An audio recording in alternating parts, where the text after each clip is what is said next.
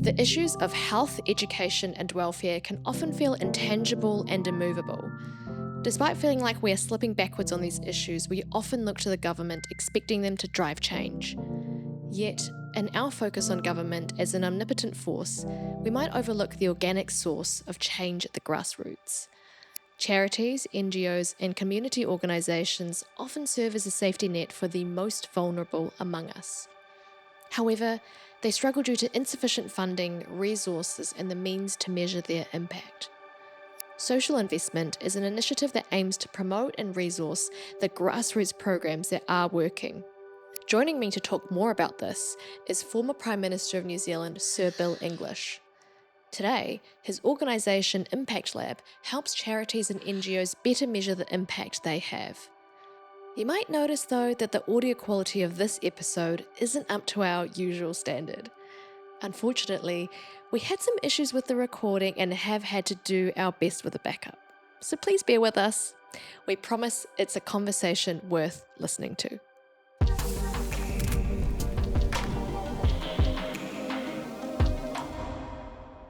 So welcome to the podcast, Sir Bill English. Thank you so much for coming and spending your time with us this afternoon. It's nice to be here. Very good. So in my research, looking up stuff about you and your past, I made the realization that actually, you became an MP in 1990, which was actually several years before I was even born. I felt like it was really important to talk to you about, your background and your history, the work that you've done, because I think it's important to have that sort of transmission, I guess, or like that transfer of knowledge from you to me, because, I've had a very recent sort of beginnings, I guess, in my own sort of political career. And, when you were in politics, I was actually like completely not politically conscious at all. So I really had to do some digging to understand a little bit more about you. And hopefully it's just enough for me to be able to ask some more questions about you, because I'm really interested to hear your insights, because there's all this progress and change that's happened over decades long.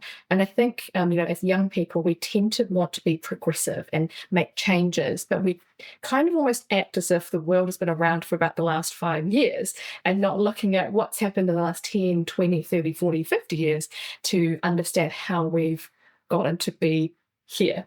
And I'm really interested to hear some insights from you, because you've got this legacy around social investment. That's probably one of the things that you're remembered for the most. And the other thing that you're remembered for the most is being the patron saint of spaghetti and pineapple and pizza. I never know what you're going to do in public life for that, isn't it? So I want to know also, when you're reminiscing about the good old times, do you just think, Friday night, not got a lot to do, just going to have a can of beer and make myself a spaghetti and pineapple pizza for dinner? Is that what you still do from time to time? Well, I need to make sure I have a meal ready for me. My wife got time for the medical practice, but Mary works hard. It's my time her time to be supported. Because that was a very sort of iconic thing that you've done. And what were you thinking at the time of being like, yeah, I'm going to share this with the world? Well, people forget how quickly social media developed. So that was actually about 6-7 years ago. And Facebook was the big thing.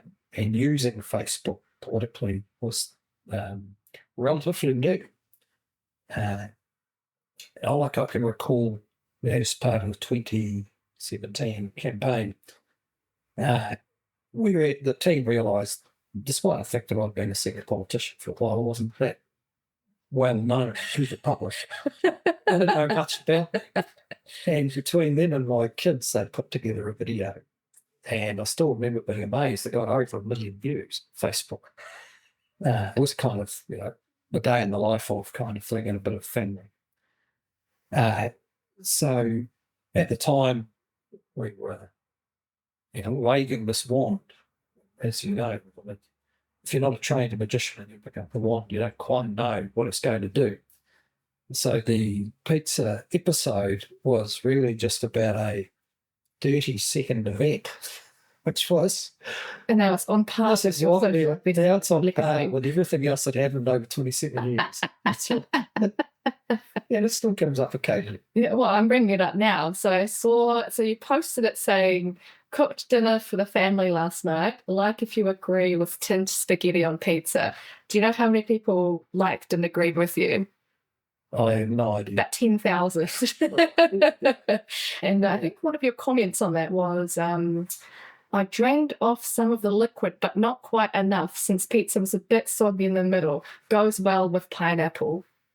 Have you learned from that lesson? Well, what I learned was that it's about 50-50 over this question. 50-50. What do you mean 50-50 Well, what? some people think it's a disgraceful idea, and the other 50% remember it's what their number. But yeah, as long as you remember to drain off the juice, right? Yes, then you're all right. those things are a regular cook. How do you think that publicity stuff, some might call it, affected international relations with Italy? Well, we had this strange spectacle of the guy on one of the nighttime comedy programs in the US decided to have a real crack at it. And the mistake I made actually wasn't the pizza. The mistake I made was that it's the comedian John, I can't remember his name. John Oliver? John Oliver. And I happened to make the remark that I didn't think he was very funny, which is something you do not say to about star comedians. Well, then he really went off his rocker about how strange and weird it was. But it's just another aspect of public life, as you will have found yourself from your own political efforts, and congratulations on stepping out into that arena. Thank you. Got to exercise your democratic rights. Well, as you know, exercising it as a candidate is a remarkably exhausting, energising, I can tell you scintillating experience. But you need to be satisfied yourself with what you did in public life, because if you judged your own efforts purely by what is left in the public mind, for 95% of politicians, that's nothing. Like, they can't. No one really remembers. And the thing they remember is your pizza money policy. I learned that. Don't judge yourself don't judge your efforts in the same way that the media or the number of likes and shares and all that. Yeah. I mean, the reason I bring up Italy is because I saw that actually the Italian embassy in Wellington did a reply, and they made a pavlova and just got whipped cream and salami on it. That's what I do remember that. Well, that's what these things grab people's attention. Yeah. In ways you just don't expect. So I know it might be hard to believe, but it was not a cynical publicity stunt. It was simply a bit of a snap decision over a bit of humanising Facebook. No, I think it's I wish all the other things that we put on Facebook had taken off in the same way. Well, it's a very endearing, good old Uncle Bill kind of post. Well, I hope so. I want to weird Uncle Bill. I want to ask a little bit more about the beginnings of your political career. Like, what led you to run as a candidate yourself? Well, I was brought up in a reasonably political household. My mother was what I now would call an activist. She was a campaigner alongside being a mother of 12. Our local MP was a chap called Brian Talboys, who was Deputy Prime Minister under Rob Mondoon and Trade Minister for a long time. And a pretty pivotal figure in the 60s and 70s, because that's when New Zealand, with its mainly agricultural economy, was suffering the effects of Britain joining the European community. Right, and sort of cutting off. Really. And that affected New Zealand. So in a farming household at the bottom of the world, this kind of geopolitics was pretty live because it had direct impact on your incomes. So I was always interested.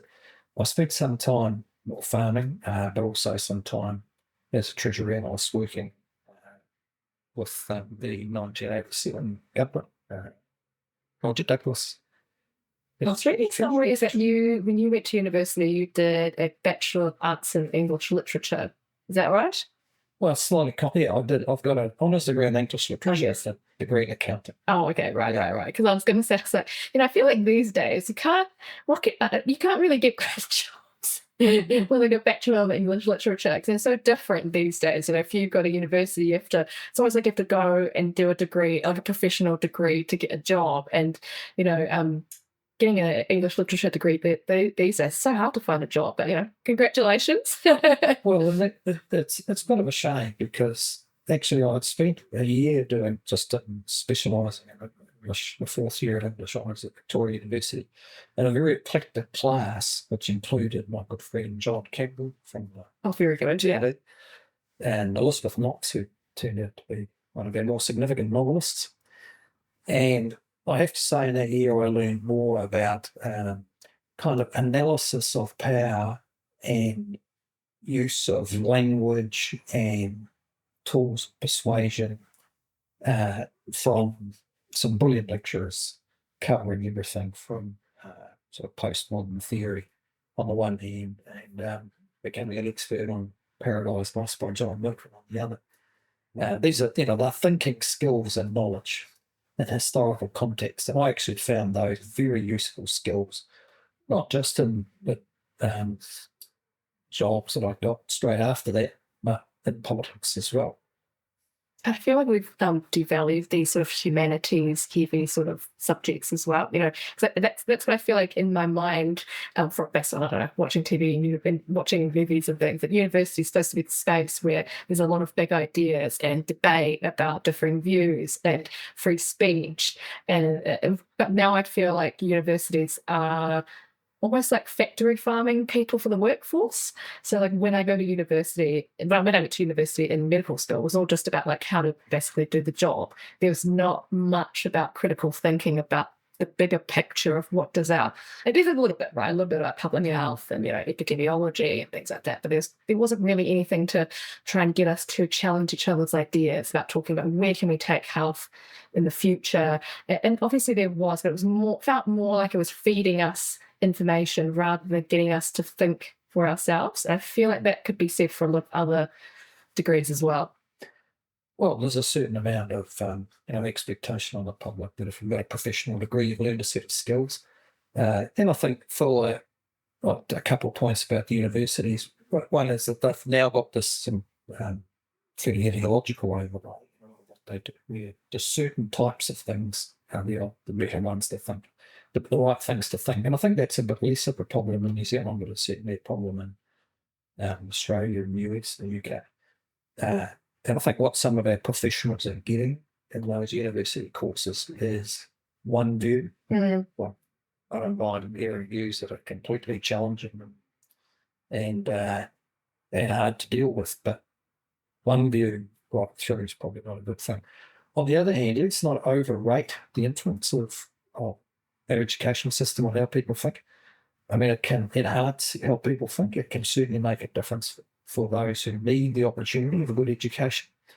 But I've always been impressed with the public's kind of relative common sense and scepticism. Whatever our institutions are doing, we should pay attention to. But they don't determine. So you might have got through that university course for a number of years, but you're quite capable of exercising your critical thinking now as a intelligent human being. I think so.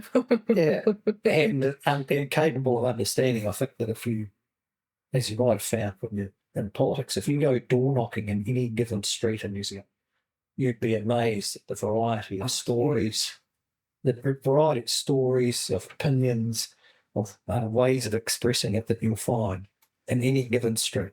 Well, it's not uniformity, and that's great. Yeah, that's definitely that's what I found in the campaign, whether it's a debate or doing a farmers market stall, that there's a way more variety of way that people think than what I guess is produced by the current political parties, or I guess political parties of any time period, really. Like I feel like there's, I don't know, I guess it's been a simplification or like a coarse categorization of people into certain boxes, and this is the box that you're in, you think this way, therefore you must think all these other things as well. Yeah, or you look like this, exactly, therefore you must think this way, or you look like this, therefore you're distant. Exactly. And this is why we're, I think, so fortunate to be in a country where people can defy those stereotypes. But that's pretty profound insight that you've had. It's Mm. the labels of politics and media tell you some things some of the time about some people, but mostly they're wrong.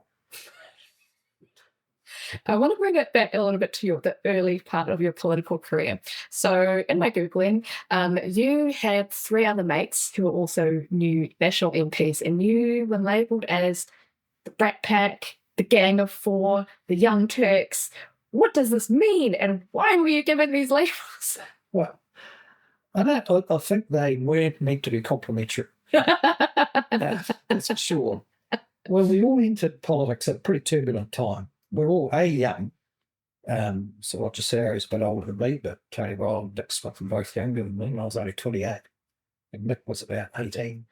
No, actually, I think he was 25 or something. Gosh, 25. But he'd been on the Rangi Ora counts at the age of 18. And you need to remember the New Zealand economy had was really still in the middle of, or a bit past the middle of a massive, significant economic restructuring. The most significant in our lifetime. Yeah, like the move to free market economics. Yeah, the whole shift. Reaganomics. That's right. Yeah.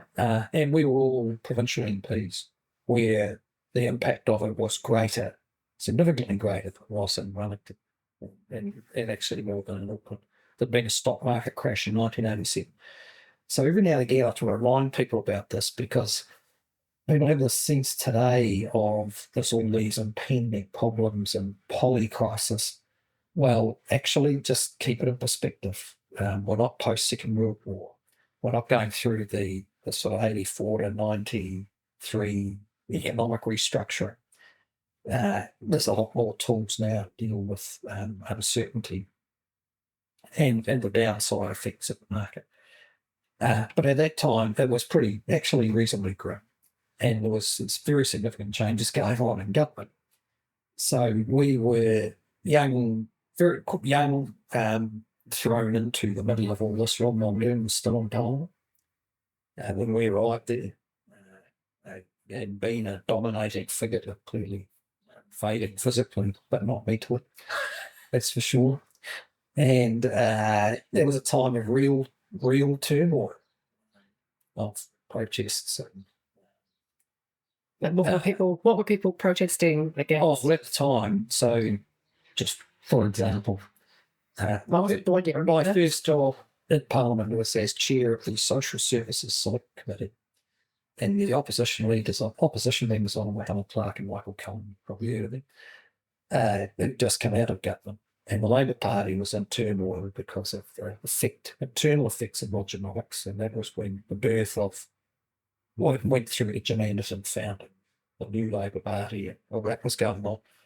And as part of getting the government spending under control, were significant cuts in benefits and cuts in quite a lot of things in the 91 and 92 budgets. And that got people pretty worked up. There was a lot of protest action around that time.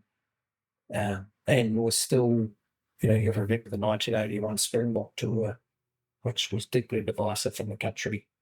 It wasn't that far back in history. It was still quite a fresh memory for a lot of people. The point of all that being, we, as impressionable young politicians, it was both an exciting but a tough time. In the 93 election, having had a landslide in 1990, we won by a recount 2 weeks after election, Really? 14 votes in the Oamaru seat. And the result of all that was the move to an MP. So we went through that whole period. So you can imagine. I want some specifics. Why are you the Brat Pack? Why are you the Gang of Four? What is even Young Turks? What does it mean? Well, we didn't think it meant anything, really. We just were naturally a peer group because we were youngish, and there was a lot of people came in, and they were all older. Was there some frivolous behaviour or something? No. I think we were probably a bit serious, but then it was pretty serious times. We enjoyed each other's company. We started going on holidays in the summer, which we're still doing. Over the years, I think we've disagreed about most things. whether it's economic issues or social issues or conscience issues or ways of doing politics. But we've been able to maintain a friendship. It's been a very special thing. So I want to bring it back to your legacy of social investment, because I feel like the words social investment, it sounds like a very lefty liberal idea of wanting to look after people and make things better, and that's the I think that's the vibe that you get from those words. But obviously you led national government, and or at least as a deputy prime minister, and various different ministerial portfolios, as well as having been a prime minister for some time. Like, what does social investment mean to you? Like, could you explain what it really means? Well, it has become a bit like well-being. It's, words. Well, I think it's more useful than well-being.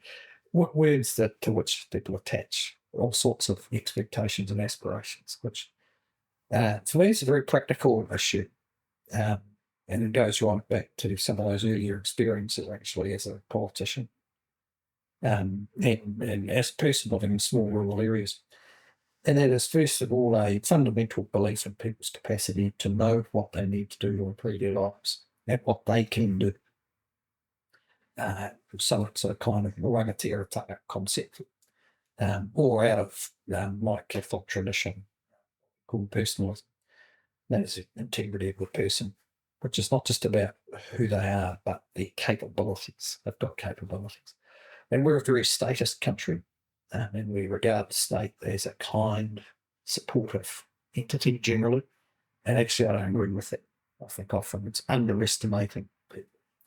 So that's one. And then the second thing about it really is just using the tools that are available now to understand, look at it this way, understand the customer. So, which people where are having what experiences. And I don't mean statistical averages, you should then act on. It is if people in this community have this particular need, and then there's a capacity to know that and act on it, and it's different in another community, there's capacity to know that and act on it. Unfortunately, our system's not designed that way. It's designed on universalism. That is, it was set up to provide commodity services to most people so that everyone got education, everyone got health, everyone got income support. And that was a good thing. And it does that reasonably well, but not as well as it could. It works for about 85% of the public, of the population. And the work we've done shows that the other 15% incur about 50% of all spend, which is actually what you'd expect. Sort of Pareto curves and so on. So 85% incur about half of all public spend, and the other 15% incur the other half. And the system's not designed for that. And so some of the revolving door problems that you see happening are the result of the same institutions making the same mistakes for 30 years, 40 years, and still struggling to understand why and struggling to understand the better solutions. So social investment is an approach that says universalism has reached its limit. It can't deal with complexity. And so we need a different set of tools alongside that system to really understand those more complex families and communities. Do you mean we need to sort of get, throw out universalism, or do you mean we need a better mix of universalism? We need a better mix. We need a better mix. And also we've learned those institutions can't change much. We're just like in your own one of health. Just been through a massive change, and there may be some people somewhere who are going to claim benefits from it, but it's not obvious.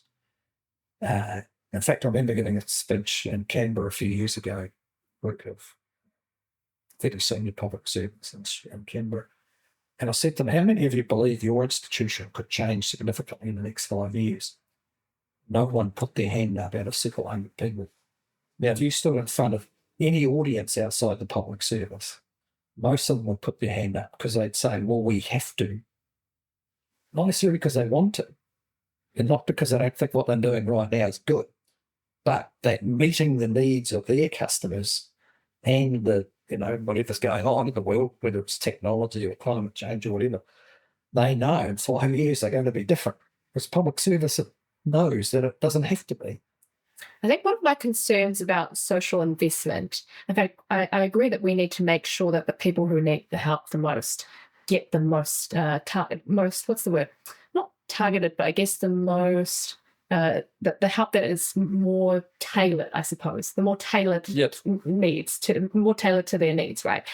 And I guess the counter argument to social investment is who's the customer, right? Like when we talk about social investment, is it the people who receive the help? Are they the ultimate customer, or has social investment in some cases been used to justify, more like reduced spending because the customer is ultimately the taxpayer? So who's the customer when it comes to social investment? Oh, well, it's the person with the need. And they are, I think that people in general would be a bit distressed to know how little the public service system knows about actual people with actual need and how unexamined a lot of these challenges are. So let's just take a pretty simple one like literacy. If you look at the resource intensity required for kids who are really lagging behind, it's not 1.5 times, it's probably 3 times what's required for sort of average kids who can move along through the system, learning how to read and write. Now, if you ask anyone officially, they would say that they're certainly not willing to change the system enough to provide the kind of resources that we need. At the bottom end, there's a bit of an upward slope. There is more goes into at the bottom end. But there's nothing like the accountability loop that would give reassurance that the system is actually providing those more disadvantaged, socioeconomic disadvantaged kids with the opportunity that we believe education can provide. And it's not like these are new issues. These have been around for 30, 40, 50 years. So the same discussions now as when I was a junior Treasury official 35 years ago, which tells you that that the institutions have become sclerotic. So even though they know this persistent failure, they're actually unable to change enough. So you either think they don't believe those kids are capable because they've got this statistical definition of being of not much hope. They'll either believe those kids aren't capable or they believe they are, they're just not wanting to change the institutions. Because those schools that service those kids, the system around them is the same as 30 years ago. So who else would tolerate 30 years of failure? You'd think at least you would have made some really significant, even if very challenging changes to be able to get that to happen. So a concrete positive example of this, of change, is the whānau approach, which I still remember the day it was launched with myself and Tariana Turi. One of the Māori Party co-leaders at the time. Yes, that's right. And it was pretty edgy about whether this should happen, because what it does is it says, instead of trying to push all this money through the usual universal big state agencies and hope they collaborate, which is only a hope they collaborate to deal with a family, a challenged family in West Auckland. Let's actually start a different sort of integrated institution outside of that mainstream that has the characteristics of self-direction, independence from the bureaucracy, flexibility, and a really strong grip on the whānau needs. And actually, a Pacifica example solid as well. Pacifica features being the commissioning agency. So that's what I mean about change. Instead of, if the mainstream organisations, institutions can't change to improve these persistent social disadvantages, then you should try something else. Unfortunately, to some respect, under the previous government, they retracted from those changes. They had a very conservative view that who provides it matters more than who gets it. Right. And I've never understood that logic, that it's more important to have a national schooling system than it is to have kids who desperately need the currency of literacy to be able to become literate, or in the cases of chronic disease. We know an awful lot about our chronic disease, but our institutional arrangements make it incredibly difficult to do it. I mean, the reforms have been very challenging in terms of the healthcare reforms. Like, I'll be honest and say, as a doctor working in the healthcare system, I haven't seen any real significant change in the way that I work. One of the things that I think a lot of us were hoping for was just a nationalised health record. If somebody from Oamaru comes up to Auckland on holiday, gets sick, we can look up their notes and we have it there in front of us, but we don't. And I'm like, So look, this is a good example of the kind of right diagnosis of the wrong solution. So the for the technology in health is driven to a large extent by large bureaucracy, now monopoly, total monopoly. In fact, the most centralised health system in the Western world now, because not even the hospitals run separately as they are in the NHS. They're all one big hospital management system, basically, and big vendors, right? So your national health record, eventually you might get there. It's just that combination of people. There's not that combination of institutions not going to produce it in a hurry, and it's certainly going to be incredibly expensive.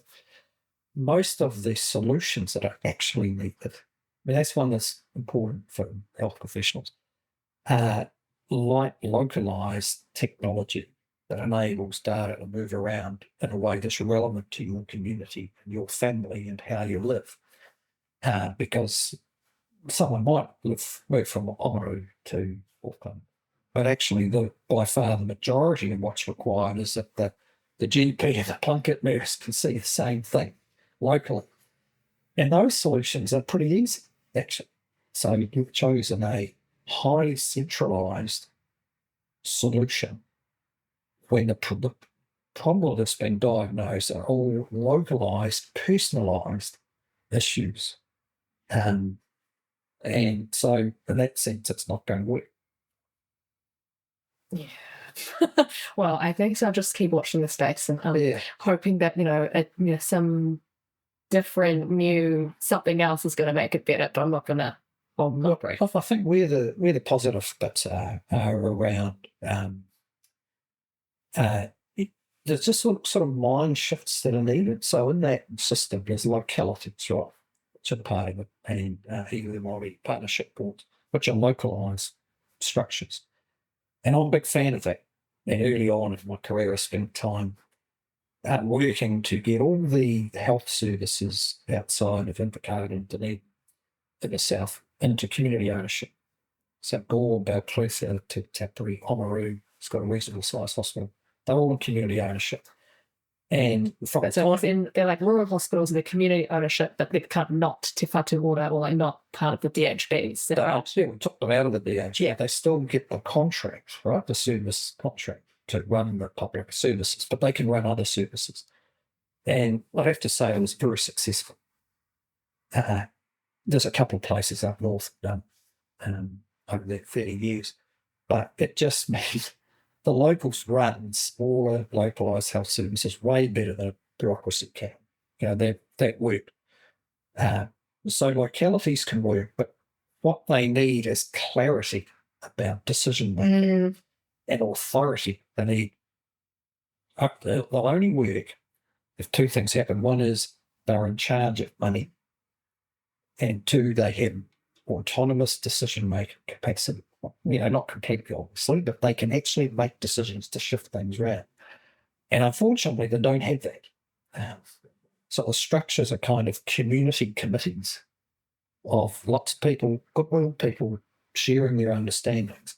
But what matters is decisions about resources for people in need. And accountability. And accountability. And the accountability of the local sort is pretty effective. It's certainly much more effective than reporting it all the way up from Morganui to the head office in Wellington and then all the way back. There's been a lot of change in the last, I think, 30, 40 years or so in terms of managerialism within healthcare that I think a lot of clinicians have felt disempowered to make these like higher level decisions, because actually it's managers have come in to make those decisions and made it harder for us to actually make better, I guess, policies in healthcare. And I think the trade-off there for clinicians is responsibility. So having been the Minister of Health and the Minister of Finance, you need people who are willing to grapple with the fact that resource is limited. And I always thought that clinicians who said we don't need any managers, it was fine if they said, and I'll take responsibility for the allocation of that resource. And I'll accept that I can only get so much paediatrics. I can't have everything because there's also orthopedics and there's also geriatrics. And actually there's also a thing called primary care, which you can't see outside the hospital, but it's big. Well, it's smaller. It should be bigger. There's been this endless rhetoric about how systems should be primary care driven, even in legislation. Now, after 30 years of talking about it, I think primary care is a smaller proportion. So this is what I mean about institutions that can't change. Everyone knows that that's what should happen, but it never does. So then you'd have to say, there's something wrong with this institution. It can't even do the thing it says that it knows it should do. And so you've got to pick, either make significant change to that institution, and certainly centralising it isn't, or you go and create something different. And fortunately in New Zealand, over time we've built up these institutions, the multi-health providers, specific providers, as I talked about, finding work, more community-orientated institutions, which can better deal with the, what's loosely called the social determinants of health. So bringing it back to the social investment, how do you do that through your business impact lab? How do you actually measure social investment? Because when it comes to things like health and education, there are a lot of intangible benefits to certain interventions. In my practice as a doctor, is that you see, we do all these randomized control trials and studies on the clear benefits of the outcomes are very discrete in terms of days off of the ventilator or age till death, things like that. They're very concrete outcomes. But when it comes to social investment, there becomes a lot of more wishy-washy, more intangible sort of outcomes. How do you ascribe a dollar value to those sorts of things? Because obviously that's the idea, is that you put $1 into this intervention and how much of a return do you get back from a social point of view? How do you measure those intangibles? Well, let's talk about intangibles first, because health has a sound tradition of doing things like measuring days on ventilators and working out, what often quite subtle changes in clinical care that enable progress. Almost none of those techniques are applied in the social arena. It should be. Like not as much evidence-based policy. There's a dearth of evidence-based policy. And an evidence-based practice, because even if there's evidence-based policy, that policy can take 10 or 15 years to filter through, and it can provide cover for practice that's efficient. So that's the first thing, is let's measure some tangibles. Can we measure how many days our kids are at school inside a loop that's relevant to doing something about it? Well, it turns out we can't. Even that, which just seems ridiculous. What do you mean you can't? What do you mean you can't measure it? Well, the point of measurement is for tangibles is, can you do it in a way that means you can use it? Right. So if the child's not in school for the last 3 days, hey, do you know? Can you tell which child it is? Do you know what days they're at school? And if you do, who's responsible for doing something about that, whether they're successful or not? And that's another whole measurement here. And what you find in our public services is this whole of that stuff just doesn't happen in the way that, say, a health professional might imagine it would. Or they're just not set up to solve that problem. So a good example that you'll be familiar with from your training is the impact of, on the child turns up at the A&E from a poorly insulated state house with bronchial problems. Now, a few years ago, we tracked one of these anonymously, and it was a disgrace, actually, despite the fact that it was a state house and a public hospital, and everyone knows the science around it. The actual delivery of care and service to, a solo mum with a disabled child and another one who wasn't welcome, poor housing, was shocking. And actually, at the end of it, she just said, well, I'm exhausted and bitter about how poorly this has all happened, and my kid's still singing, and my house is still the way it was. Now, that's a common experience for New Zealanders who are disadvantaged. They just get poor service, and this simple measurement of tangible intervention that can help a lot with that. When it comes to intangibles, it's surprising actually how much kind of value attribution technology there is around. We think of it as a stack, so you can go from avoided fiscal costs, which is pretty concrete. In New Zealand, you can calculate that of the benefits of an intervention through to subjective measures of well-being that fits with the living standards framework and the UNDG script framework. So it's doable. The point, I think, what we've learned from doing hundreds of these is that the fact of thinking about what you're doing and its impact on customers is hugely beneficial. Even if you're not sure you should measure, we're pretty humble about it. We take a conservative view about what you can measure. If you do a program that's 80 to 100% effective, well, most of the literature tells you very few programs are more than 30% effective. Well, it makes a big difference to how you think about what you're doing. So, and if the data is patchy, which it usually often is, then data only gets better if you use it. And how do you think you could approach like Impact Lab's way of measuring outcomes and measuring their process to, I guess, how public service is done? Because I think that's what the current government and the current national government is talking about, is about how can we use social investment in the provision of public services. Like, can you, completely not disestablish, but like revamp, the Ministry of Health? Is that possible? No. You've been there a while, Well, if you look, I could use an example. So if you take, let's take the welfare population. So there's 170,000 people in New Zealand, and we service some of them through a different business, who are on what generally a kind of disability benefit or disability or sickness. And what actually happens in government is most of the money for supporting people on welfare goes on the unemployed. Now, the data is really clear around the world. Most of the unemployed actually do fairly well and get jobs, eventually, just longer or shorter. And a bit of help can help them, but often all you're doing is churning them while they wait. Right? That's just what the data tells you. What do you mean by churning them? Well, they go to courses, they aren't that focused, poorly delivered, poor pedagogy, and but everyone feels happy because it's a labour market intervention.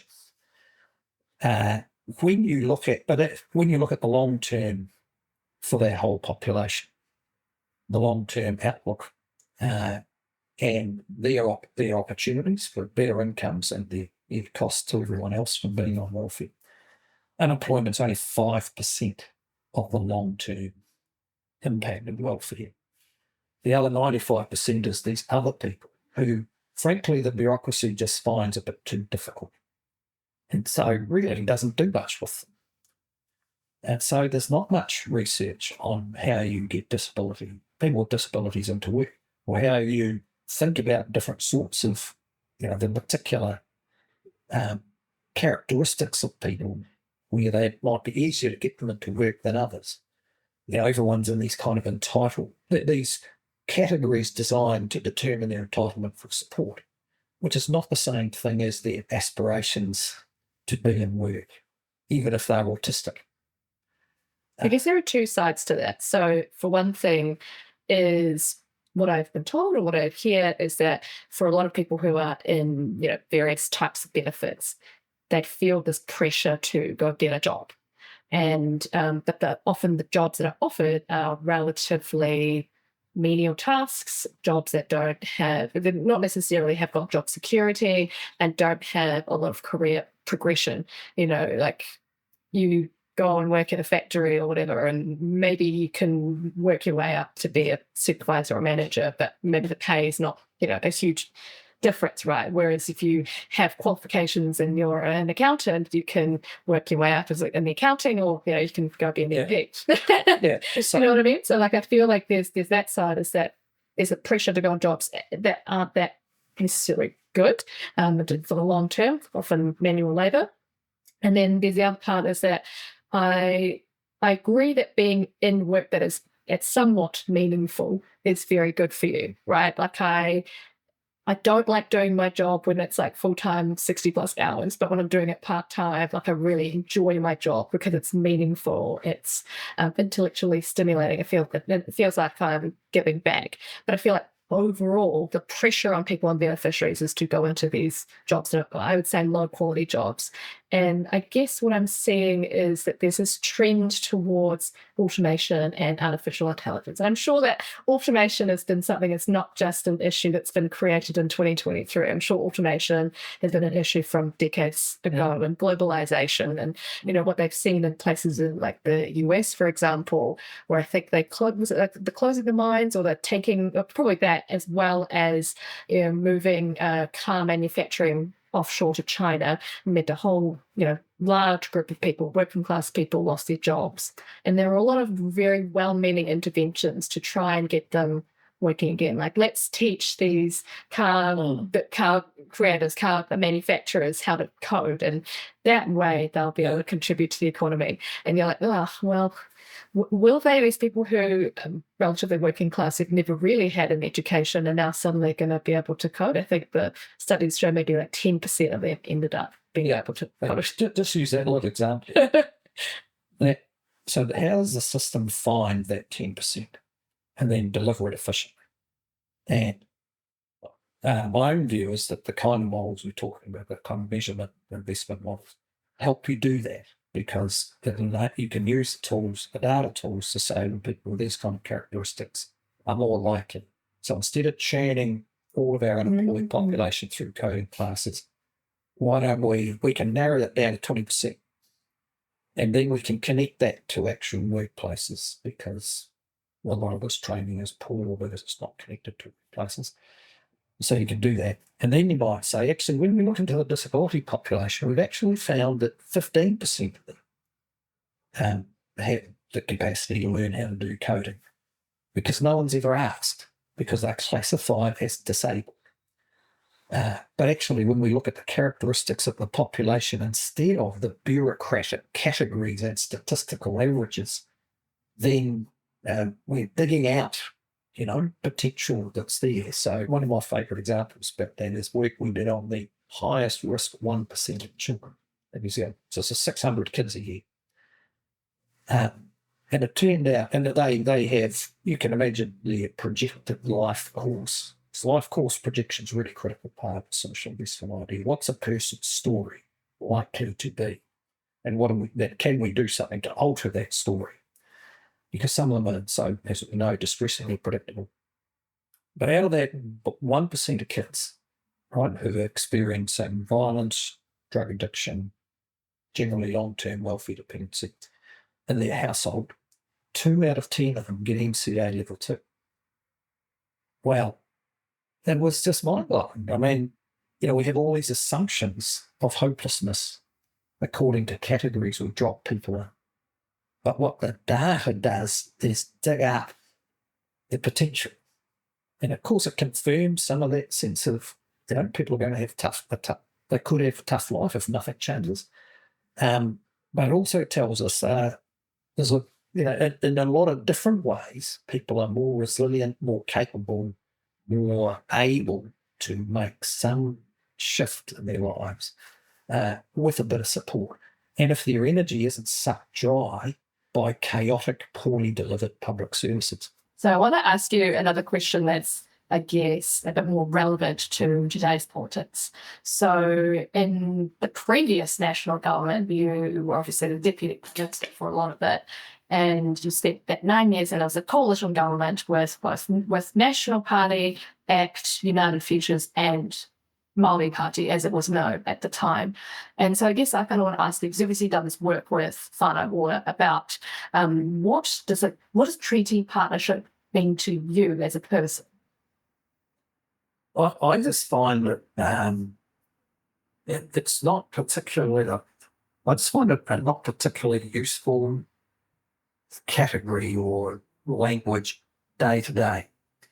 Now when we're in government, we meet pretty much every month for our years with the every leaders group. And I suppose you could, I would say it was certainly an expression of mana, actually, rather than treaty partnership. And it worked very well, not because we agreed on everything, but because generally we found solutions to hard issues like the rules about Māori participation in natural resource decisions, the whole CBM foreshore process, improving the treaty settlement process. What's fundamental to the relationship with Māori is that respect. And of course, but we've got to be careful it's not exclusive. My own family, for instance, is part Samoa.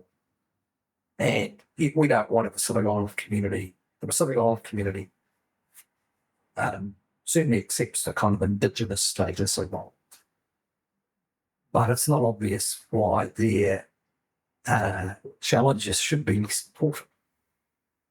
And I think that's the issue, those are the kind of issues we're dealing with at the moment. And New Zealand, fortunately, has a long history of dealing with these tough issues related to our history and to our constitutional structure. And we've proven to be able to get through really difficult times. I think we mentioned earlier the Springbok tulip, land marches, the early days of treaty settlements. We've proven that we can actually handle that fairly well. One reason is because we have to, because our indigenous populations are significantly greater portion of the population than there's in other similar countries, Australia. I think there's part of the politics is about where the limits are. If you characterise, this is oversimplifying, but we're not a dual sovereignty country, and we're a democracy. And you can argue about whether we should be, how we got there, but generally, like most New Zealanders, including most Māori, think that's a reasonable outcome. And so we've got to just keep working at this balance between the particular status of Māori on one hand, on the other hand, fundamentally we have, one person, one vote in a democracy. And those things do clash, not because people are ill-willed, it's just because they're different aspirations, and a lot of what's been successful about our kind of society is that we're able to resolve those clashes. For me, during the campaign trail, running for the Opportunities Party, and we had said that we were in the centre, that we'll work with whoever can form a government, right? Which if you were listening to that with, I guess, a sensible mind, it's like, okay, well, just whoever can form a government. But what I felt, especially with young people, was like, oh, well, that means you're just going to work with National. And it's like, well, we said whoever can form a government, National or Labour. And there's this idea that, why would you ever work with them? And I'm going to vote for Te Pāti Māori instead, or whatever, or Green Party or whatever. And I found that kind of reaction quite interesting, because although I wasn't particularly politically conscious during the time when you were in government, felt like things are okay. felt like things were stable. I mean, I was at school and then university, so I didn't feel like anything was like bad. And I feel like right now, maybe it's with social media and this information age, that people are so much more aware of what's going on in the outside world and what's going on in our country, that people are like, I guess, a lot more, I don't know, just extreme in their views about things. And so I just want to understand a little bit more about, what happened to that relationship between national and Māori Party, which was what it was called at the time. Why does it feel like there's this shift in the Māori Party to be very like, oh, we're not going to work with national, but they did not so long ago. Well, I think the Māori Party's, certainly the political personnel changed quite a bit. I don't know if probably their support base has grown because they've won all these seats off Labor. I think what's happened. That's actually a very good question. I would say part of it is just simply that National's been in opposition, and the challenge in opposition is always to sort of how do you stay connected to what's current in government. I think another part of it would be the perception that under the previous government, that just didn't, with Māori issues as well as with others, there just wasn't the sort of sense of grittiness and trade-offs and pragmatism. That it was a bit kind of high aspiration and people running loose, and including with the money, and things kind of generally a bit out of control. I think there's also the significantly completed treaty settlement process has provided a kind of energy in Māori, which I think is a good thing. A whole generation who are more bicultural and more confident in today, and so the New Zealand political system just has to move with that, and should not to actually, because he's the irony of it all. I mean, I remember being involved in the 1990s with the very early stages of enabling in government Māori health providers. Now, the health system was pretty dodgy about that. They were, who are these people? What are they going to do? How would they know what to do, etc. And now, of course, commonly accepted. But I think the point there is what tends to happen under centre-right governments is because they're fundamentally less about government getting bigger and more about what goes on with families and communities. Actually, Māori institutions tend to do better and get embedded, get more embedded. A bit of an exception because of COVID. So there's a lot of money with COVID, and so a lot of Māori organisations under that emergency pressure got cash in the smart ones, put something in their bank. So they're stronger, and that's good. But Labor's, the previous government's very strong focus on the institutions of government meant that fundamentally, in the end, government agencies, for all the sheen of biculturalism, weren't actually willing to cede control. And even in the health reforms, it didn't actually happen. So looking ahead, if the current coalition government follows its principles, then it will follow a process of localism, devolution. And the reality is, in a lot of our communities, the most organised, sort of legitimate it's community institution, one of the most is Tauriwi. They're now well established, their kind of place is accepted. They've got a widening range of activity, generally growing economic basis. And I think that's going to be a feature. I hope my former colleagues take advantage of that. And I think that's how it will turn out. I mean, right now you've got this discussion about names of government departments. Well, it's a pretty simple solution to put both names there. No one knows the Māori name of NSD, you notice that? But everyone knows Whataora. Well, the people will decide. And people have decided in recent years they're going to have more to and feel more confident and happy about it. And in a sense, it doesn't matter what the government decides. But the sensible solution, put both names up, let the people run. It would be a shame if we got derailed into a kind of cultural war argument around symbolism. I mean, it has to be dealt with because the symbolism matters to people, but it can actually be solved in practice. Because it feels like a lot more like this election has been much more of a culture war than elections gone by.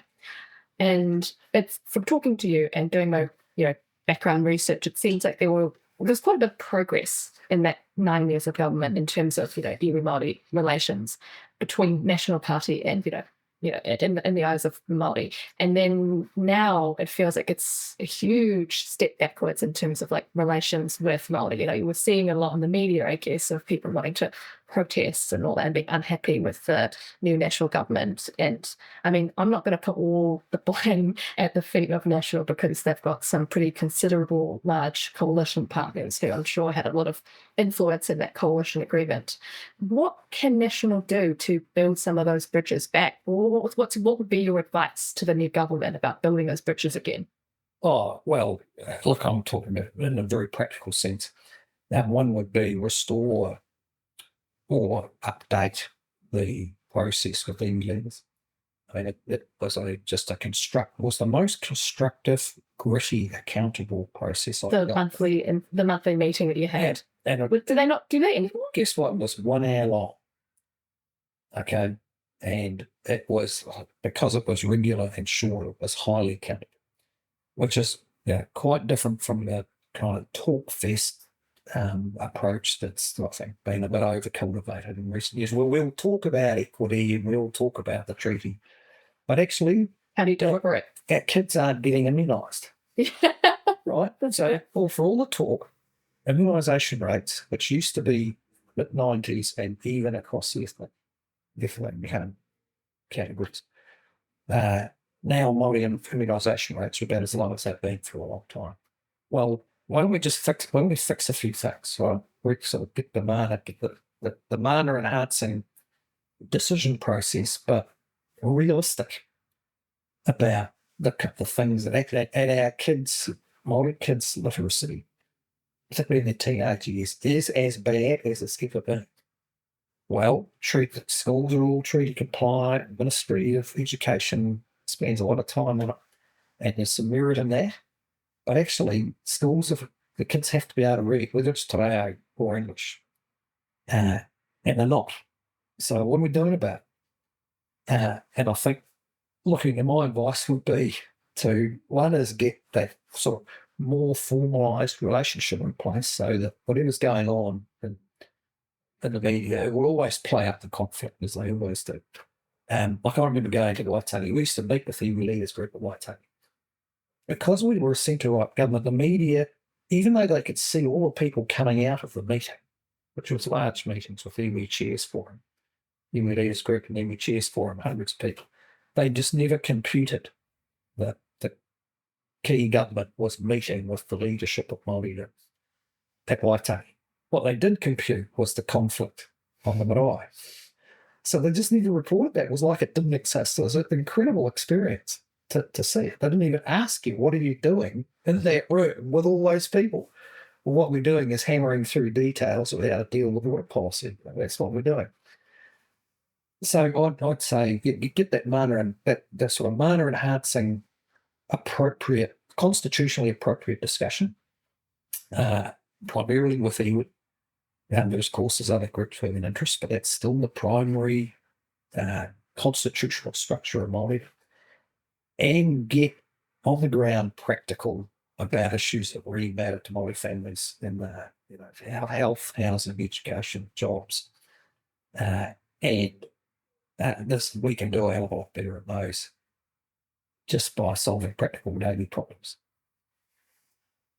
Sounds very sensible. Yeah. Do you think that in your, 5-6 years since you've left Parliament, and you're sort of more on the ground working with these NGOs and charities through Impact Lab and your other ventures, do you think that any of your views have changed at all? Not well. I've become more convinced that government agencies are incapable of dealing with the most disadvantaged New Zealanders in a respectful, effective way. They do in some circumstances if you fit their criteria. So if you're a patient in their hospital, of course you're getting good professional care, although I was a bit surprised, like many New Zealanders, to find out that apparently the care has been racially rationed. We had hoped that wasn't the case. But so in that, as a pupil, as a patient, you're getting, of course, you're getting care and attention. But if you've got a revolving door of failure, and there's now plenty of accumulated evidence, and it appears to be getting worse, then I now believe the locus for change is outside of for significant change around families and communities is outside of government. Like asking government agencies to collaborate is now a waste of time. I've made the effort myself. So you're never returning to Parliament? Well, I made the intensive effort myself. Well, Charity come across recently dealing with pregnant homeless women, a lot of whom have been pushed out of gangs. And they're in a car about to have a baby, sleeping in a car. And you think, now, how does that happen? Because everyone knows that's not a good idea. It's the worst kind of start. You know, all these people talking about the first 1,000 days, well, actually, there's 1,000 women out there now they were about to start the first 1,000 days in the worst conditions that this country can give them. What are you doing about that? Because I don't believe what you say about the first time. I become more sceptical about the rhetoric. First 1,000 days is conferences and research papers and all that. It's all conceptual. Well, that's fine. It's a great concept. Someone had to develop it. And you need some research. But in this case, the charity has public agencies referring these women to the charity, but the public agencies won't pay anything. Oh, my God. Right? So they go, here's a really bad case. So you deal with it, because the charities it's actually, the government is not the last stop. It's the charities. They get the hard cases that can't go anywhere else. Apart from prisons, well, and mental health women's. Police cells, mental health. So they're almost interchangeable sometimes. Yeah, well, and actually I'm in a project dealing with the people who cycle between them, which is positive. And well, I mean, from an impact point of view, in that specific cycle of mental health and prisons, what have you found is, I mean, I don't know if you've looked for it, but what have you found is the place where you can get the best bang for your buck? Oh, it's sort of an approach around self-direction. So remember, these are people who, because they're so institutionalised, they tell you themselves they don't get to decide what to eat, what to wear, what time to get up, what time to go to bed. So when they're spat out into the real world, very long, because they've got basically limited decision-making capacity. And all we try to do is, the program does, is enable them to make some decisions. Is this while they're still in prison? No, while they're out in the community. Right? That this isn't, they're not hopeless. When they're enabled to make some decisions, they start making some good, in some cases, deeply healing, rebuilding of relationships and so on, when there's a bit of capacity and a bit of cash to decide that. Now, that's in this case, a privately funded program with quite a sponsorship, public sponsorship and oversight. The point of all that is, I've just become more convinced, that answer your question, because the government agencies not only can't deal with the complexity, but actually often just don't want to. I find it interesting, this topic about public services being provided by Ministry of Health or whatever, versus say like NGOs who are contracted to do the work. And it's kind of separate but kind of similar, I guess, is the idea of like infantilization of the government. Like, do you think that we've had like infantilization of the government, where there's this dependence on contracting out to consultants and things like that? We see governments around the world having to consult to the big four to basically govern, right? Like, and what are your opinions on that? Well, of course, the problem there is you can end up with agencies who are both poor at operational delivery. Does the Ministry of Education know how to run family support programs in low-income communities? No. Does it do it? Yes. Why? Why would it not? So both poor operational delivery, but also poor at but they have to do it themselves, which I think of as sort of, they have to be the funder. They have to make the rules. That's their job. And they have an obligation to understand coverage.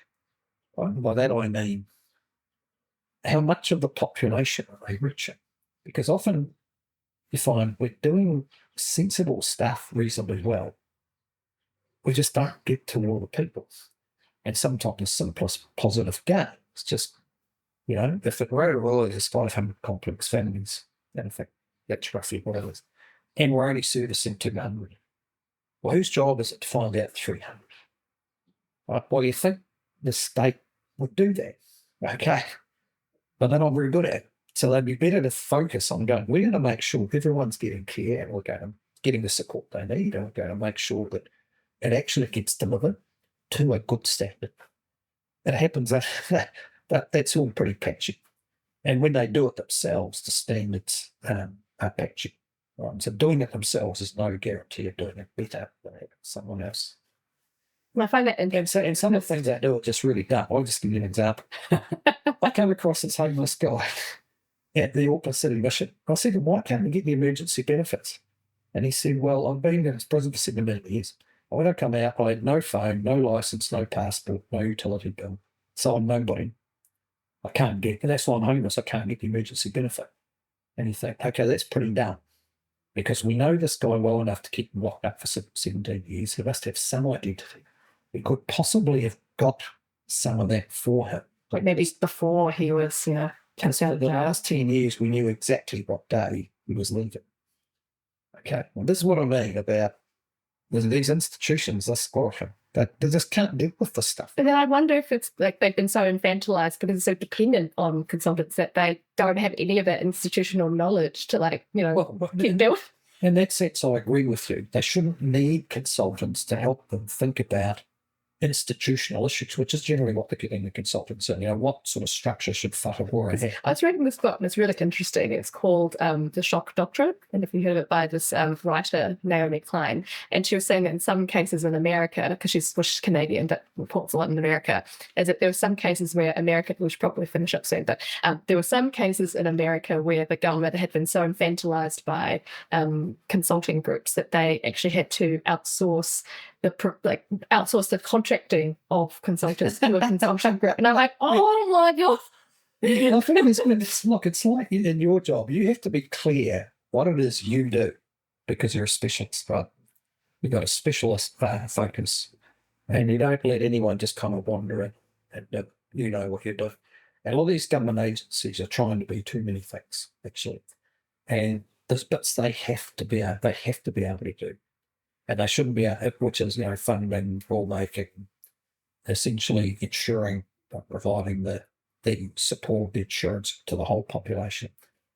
And they shouldn't have to ask consultants about how to do that. Now, look, in some places in the public service, that's pretty good. In other places, it's pretty bad. But, in health, why is the administrative system giving experienced GPs detailed instructions about how to run their clinical and business operations when they can't sort out how to actually sustain primary care funding properly? Well, the GP can't fix the primary care funding.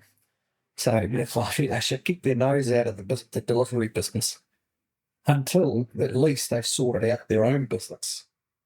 Can they change the funding system to actually shift the focus to primary care? Answer so far is no.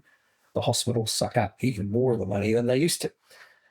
So why shouldn't we take any notice? Why shouldn't the GP or the practice nurse or the social worker take any notice of what they say about how to do their business at the front line? Fair point. So we've taken up a lot of your time, and so we have enough time for just one last question, which was, as head chef of the English household, what is your favourite dish to cook? Well, I've been exploring recently a keto recipe book, and there's a really nice one that's got kind of simple, and I don't know what it's called, It's some melee vegetables sort of eat, and cauliflower and eggplant. And Oh, I do like things, and a magic sauce. And it's easy to do, and it tastes really nice. What's the name of the recipe book? It's just keto or something. No, I think it was. It's I can understand it and follow it, so it's not overly complex. What do you cook the other days of the week? Are you a meat and two veg kind of guy? Oh, occasionally. No, I've been doing less of that, more Branching out at your free time? branching in. Yeah. Well, we have a little thank you gift for you spending that time with us this afternoon. So thank you. Thank you very much. Feel free to open it now. I can yes. And I will save the audience the embarrassment.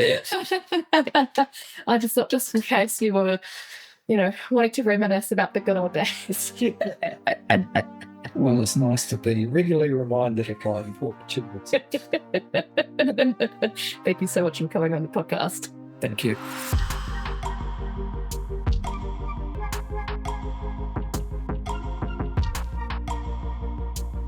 Revolving Door Syndrome acknowledges Māori as tangata whenua and Te Tiriti o Waitangi partners in Aotearoa, New Zealand. We recognise the inequities and challenges faced by Indigenous and vulnerable groups and acknowledge our duty to work towards closing the gap.